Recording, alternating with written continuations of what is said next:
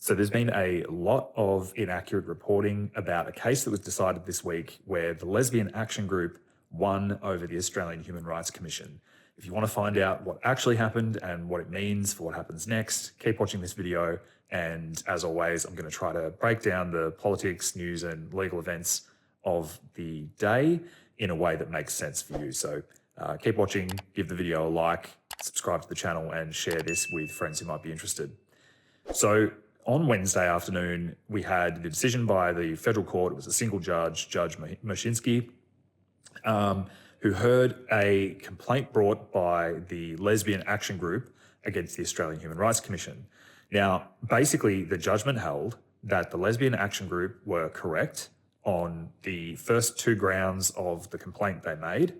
The first ground was that the Australian Human Rights Commission misunderstood the Sex Discrimination Act by arguing that if an exemption would discriminate against one or more protected groups within the Sex Discrimination Act, then the exemption shouldn't be granted. Now, the very obvious logical problem with that, even if you're not a trained law graduate or someone who thinks about these issues legally, isn't the point of an exemption to allow discrimination that would otherwise be unlawful? And the federal court has ruled, perhaps unsurprisingly, you would be correct. The purpose of the discrimination exemptions provisions in the Sex Discrimination Act is to allow a decision maker to grant an exemption that would otherwise be unlawful discrimination. That's the whole purpose of that section. So the AHRC and the Administrative Review Tribunal on review of that decision both understood and applied the law incorrectly by saying that because trans people would be discriminated against if the Lesbian Action Group were allowed to have an event where they excluded them, that the exemption shouldn't be granted, which is ridiculous on its face. And fortunately, the federal court now has said that and reason prevails.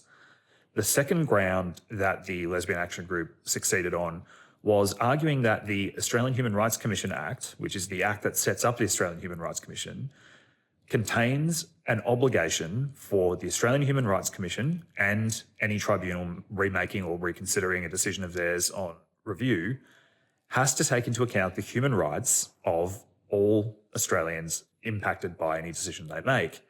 Now, again, it would seem self-evident, like fairly obvious, that the Australian Human Rights Commission should take into account the human rights of applicants seeking an exemption under the Sex Discrimination Act. But no, the Australian Human Rights Commission argued that this core obligation placed on them wasn't real, didn't exist, and had no effect. And so again, they were found to be wrong.